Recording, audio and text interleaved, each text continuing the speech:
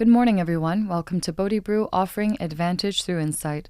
I'm your host, Confidi Kong, Creative Director of Bodhi Research Group.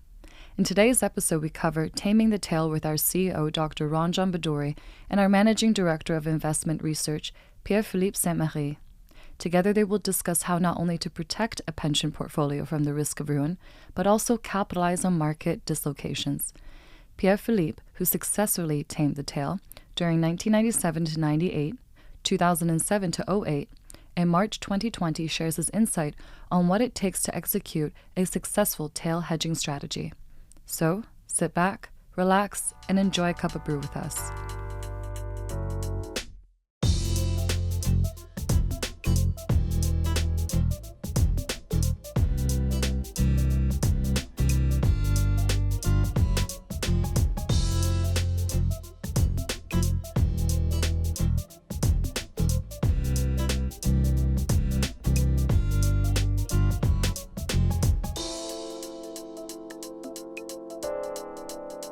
Welcome, everybody, to BodhiBrew. I'm with my colleague Pierre-Philippe. Hello. And today we are going to talk about taming the tail.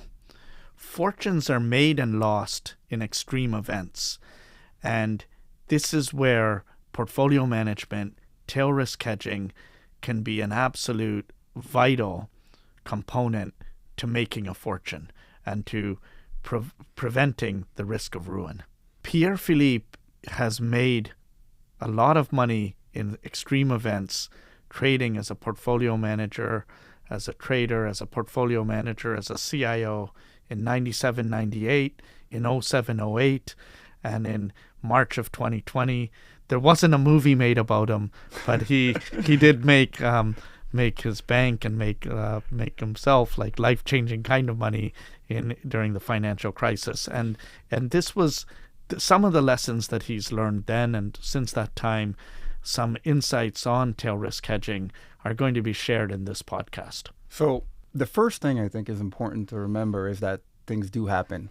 It's easy to be complacent, but can be fooled into thinking that nothing ever happens. When I started in industry in 1995, I was told there will be one bad year every 10 years. Well, then 98 happened. 2000, 2001 happened, then 2008 happened. It looked for a while that it was every 5 years. And not only this, but no one warned me about the severity.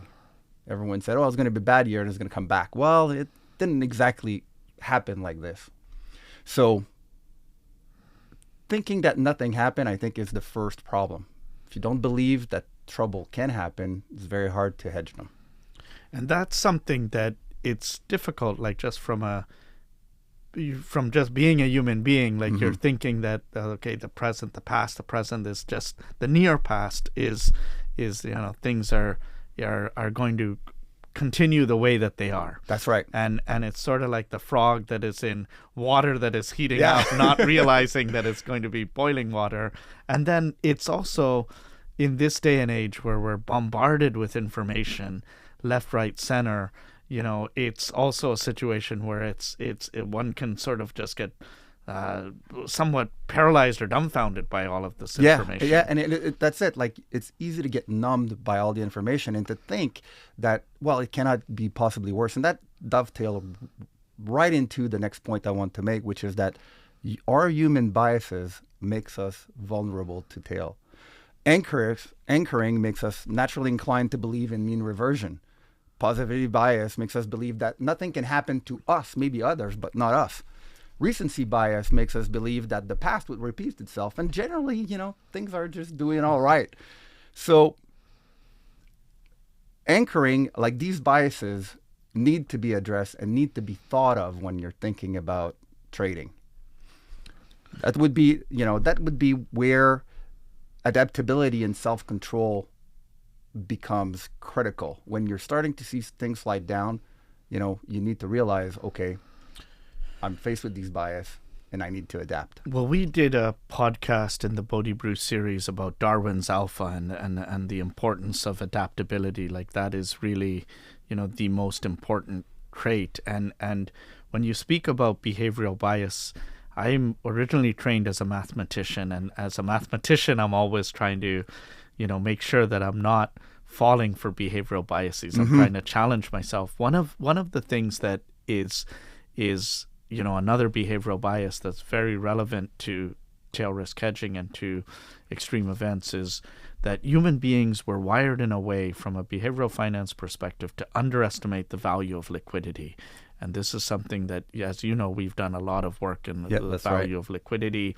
And in '08, when the world was falling apart and banks were going out of business, or other investment banks and insurance firms were on their knees, Warren Buffett, liquidity.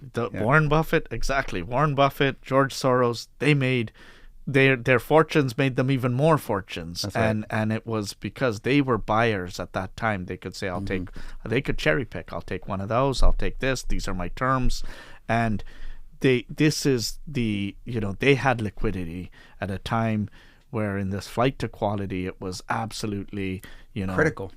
That's right. Right. And so it's something where, I'm not saying that institutional portfolios shouldn't be, have illiquid components. Definitely, the private markets offer a strong component of a diversified institutional portfolio, but you want to make sure that you're getting paid properly for that illiquidity.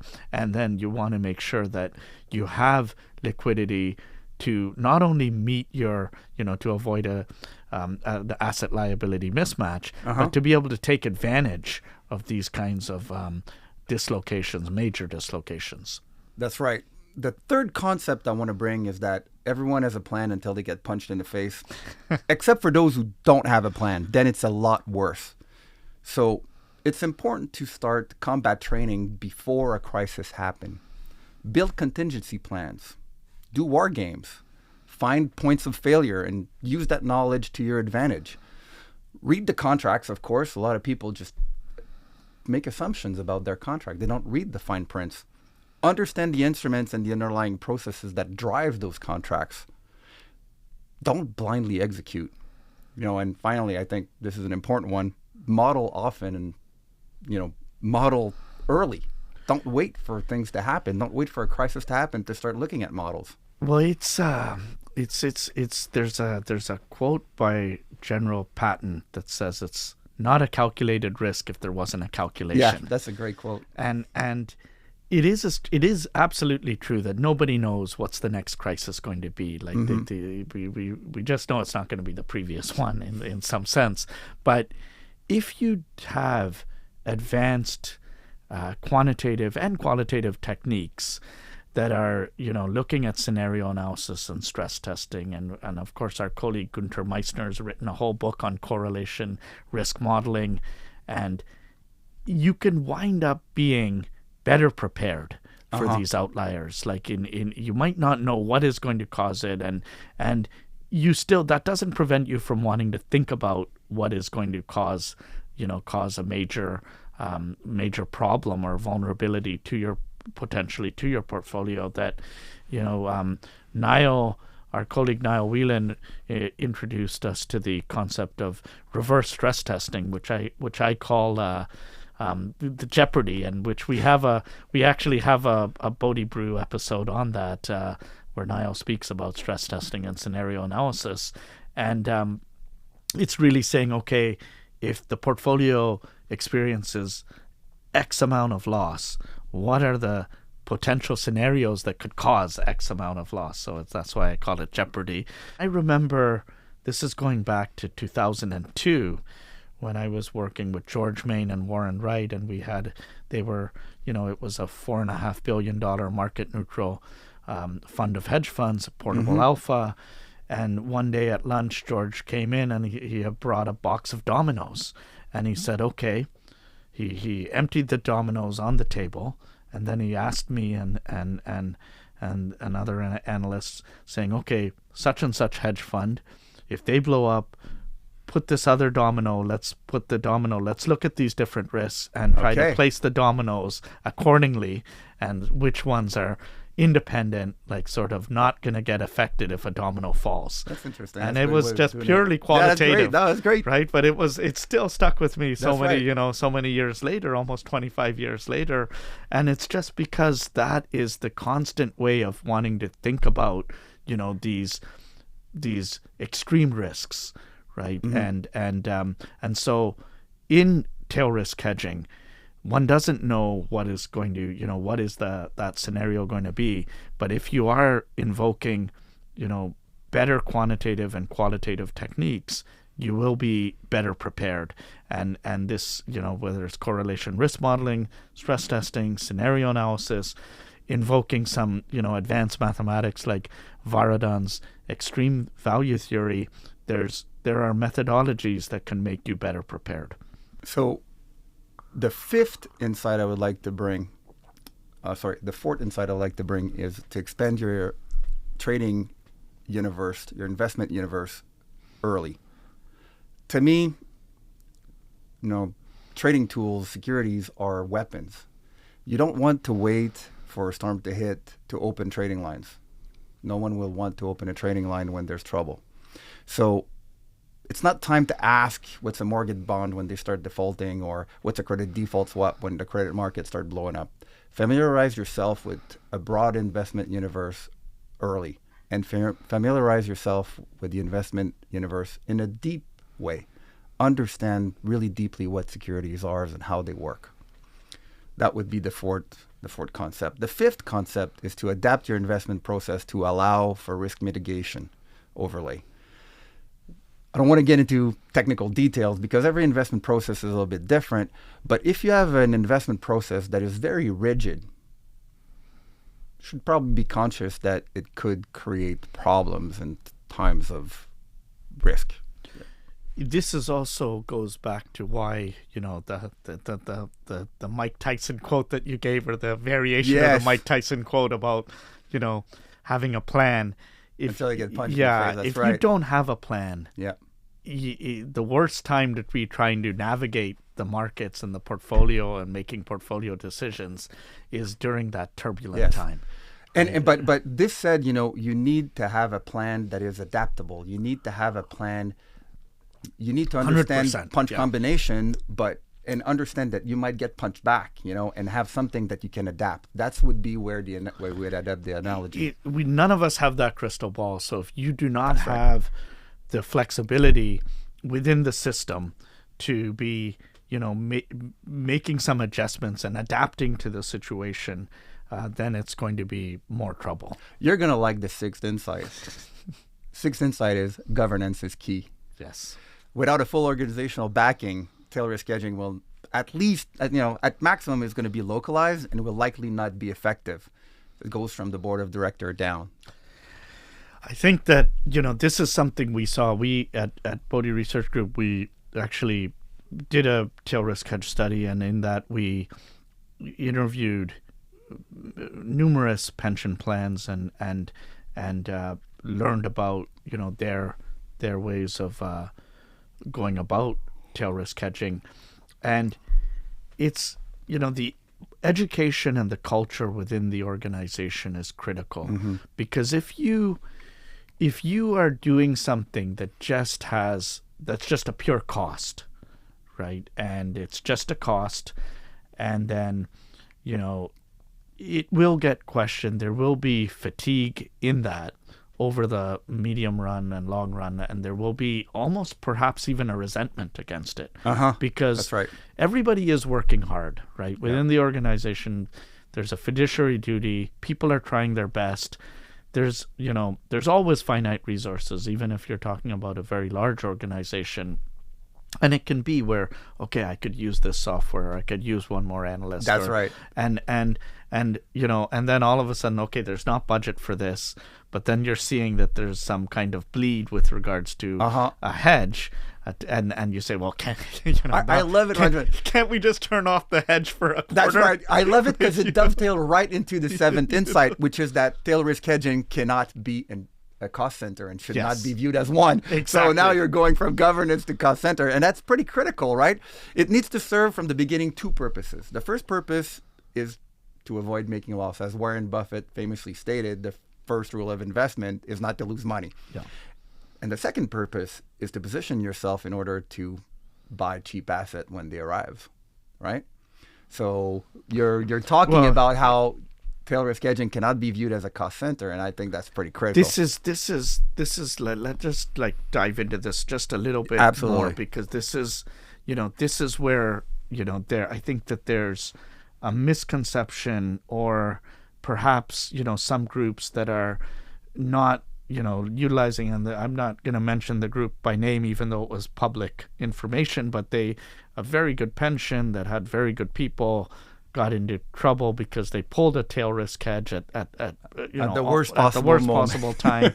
And I felt badly for some of those people. Are such good people. And it's not as though they weren't, had the best interests and so forth in mind, but there is that fatigue that happens if you're constantly bleeding. Yep. And it is a situation where if you don't have a tail risk hedge, and even if, because you do have a long-term, most pensions have a long-term time horizon, it is a situation where even if there is an extreme event and you lose a lot, you have an extreme sharp drawdown, but you're not ruined, that you're still in existence, you're still able to make, do the payments in terms of the asset liabilities, the liabilities and the payments that you have to make to the pensioners. It is a situation where why bother having a tail risk hedge? Like, so if you are over the long run, not going to get, out of business, ruined, and you're going to have a higher Sharpe ratio, then the tail risk was not really necessary. So it goes exactly to your point. There's two things that you want to achieve. One, you want to achieve avoiding the risk of ruin. Yeah, right? that's like right. That's the Warren Buffett rule, and that's the second rule of Warren Buffett as well.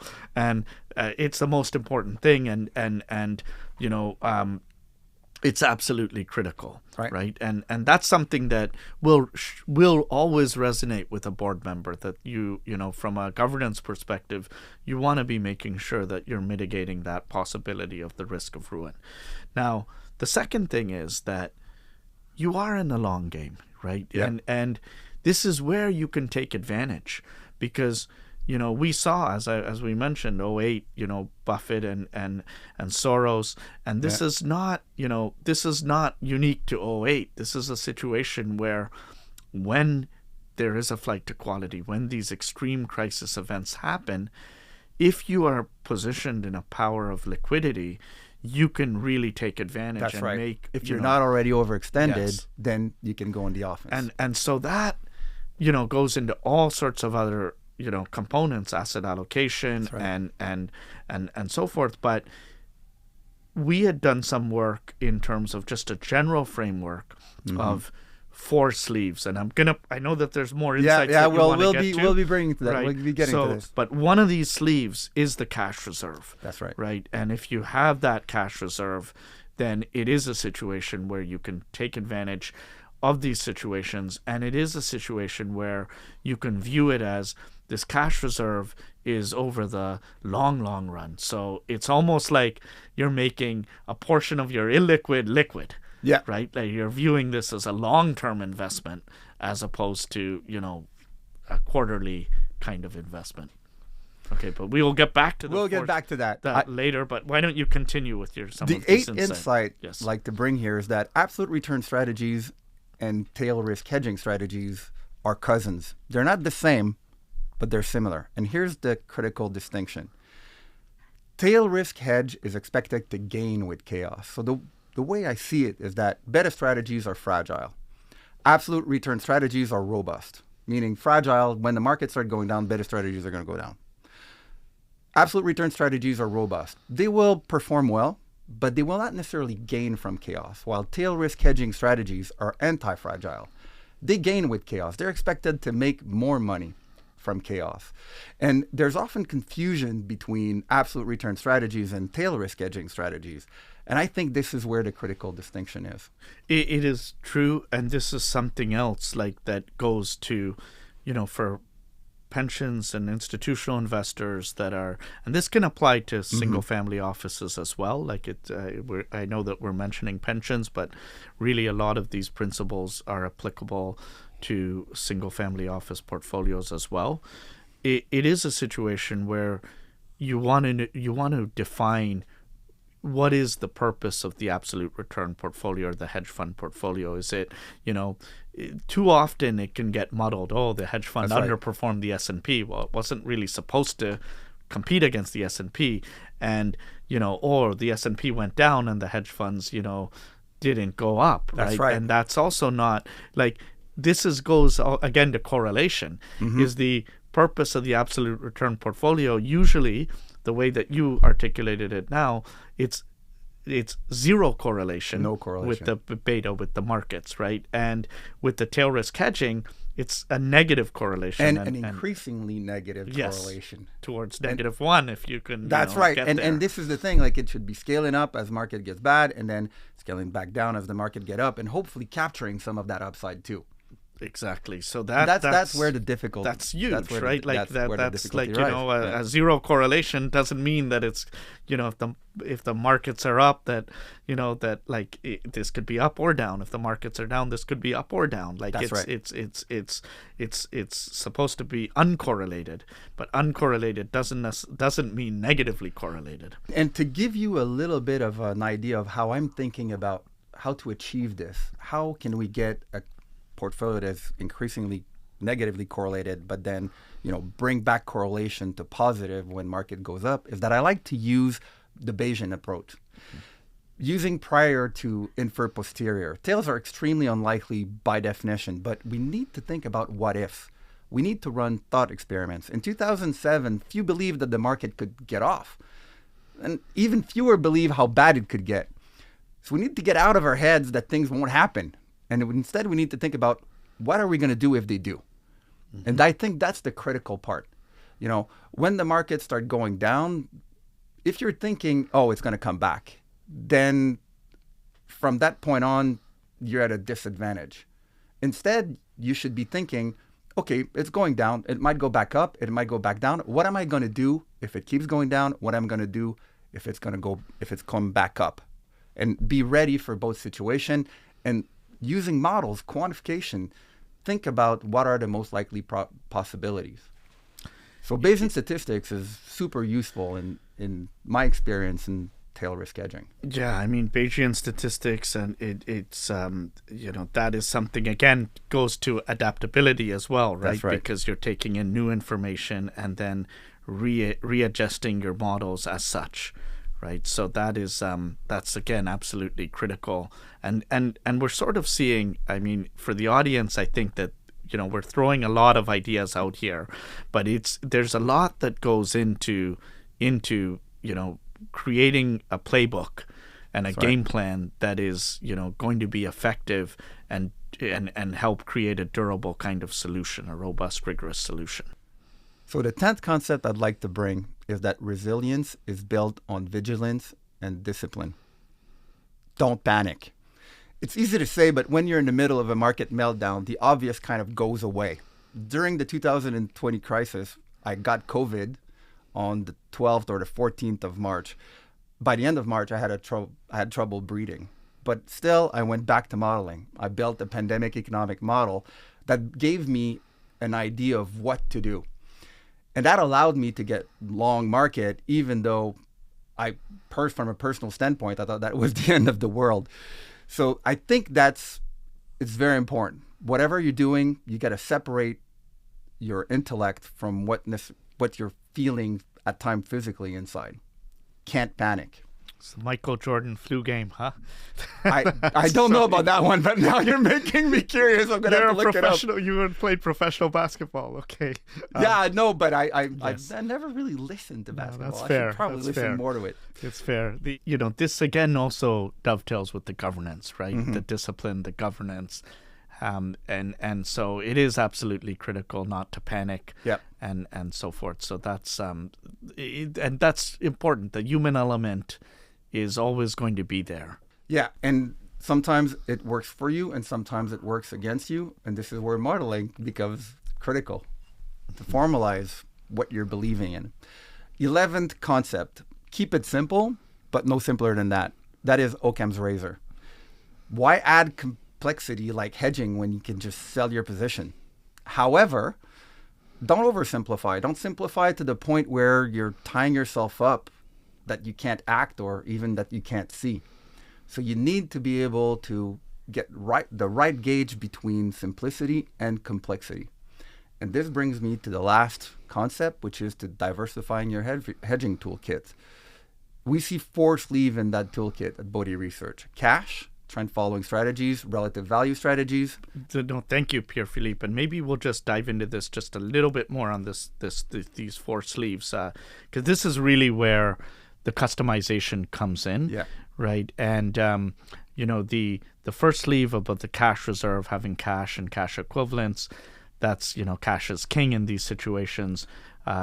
The second sleeve is managed futures or CTAs, and the core component of that should be trend following strategies. John Littner, the late John Littner, who was one of the co-founders of the CAPM model, wrote a famous paper that he presented in 1983 about how managed futures improved the efficient frontier of a traditional portfolio and of equities and bonds. And managed futures has historically performed very well during the times when the equity markets have had during the prolonged periods when the equity markets have done poorly. And that is something that the core component of those managed futures were trend following strategies. Having some additional managed futures in that sleeve can be very, very valuable. Mm-hmm. The third component, relative value strategies. Yes, those are in some ways potentially dirty hedges, right? But they're not really. I mean, it's how Come maybe on, you can speak. This is my specialty. Sorry. Don't go there. No, but I mean, it's a way where it's a practical approach, Yeah. right? Because we can't just buy a pure hedge. Right, and that's the fourth sleeve is where you're. That's right. You're buying convexity, yeah, and those two go very well together. And convexity gets expensive very quickly, right? Yes. So you got to buy it before. Yes. So, but even then, you can't. Or synthetically. Even so, like if you're just trying to do a perfect hedge, it gets expensive very quickly, and it's really not possible to do it on the entire portfolio. Like you have to, often that can be a lot, or it could be a sliver, or it could be none. How much you calibrate on that, and you dovetail that with the third component, where there's some really good external managers that can also create customized kind of programs for that, is really important. But how one and there are techniques to identify correctly the type of scenarios, the type of instrument, Absolutely. the type of strategies that you can tailor your hedge. Absolutely. I mean, As you know, I know, and we can get into correlation. And this is where the fortune was made. Yeah. But in terms of how to allocate between those 4 sleeves, there's a lot of different factors that go into place. Like from a pensions perspective, the sophistication of the board, the internal trading capabilities, whether the actuarial situation, is there a surplus or is it underfunded, and I could go on and on about that, right? But we've identified those factors that are critical in determining the customization between these 4 sleeves. In conclusion, I would like to bring a quote from Randy Pouch. As you know, I'm partial to Carnegie Mellon, being a graduate from their master's program in computational finance. One can be an optimist if there's a contingency plan for all hell break loose. Randy Posh, I'm so happy you brought that quote in, because, the last lecture, for the audience out there, if you haven't seen that, please watch the last lecture on or YouTube. read it. And read it. There's a great book. That's chock full of wisdom, and hopefully there was the audience appreciated some of the wisdom that was shared in this podcast episode.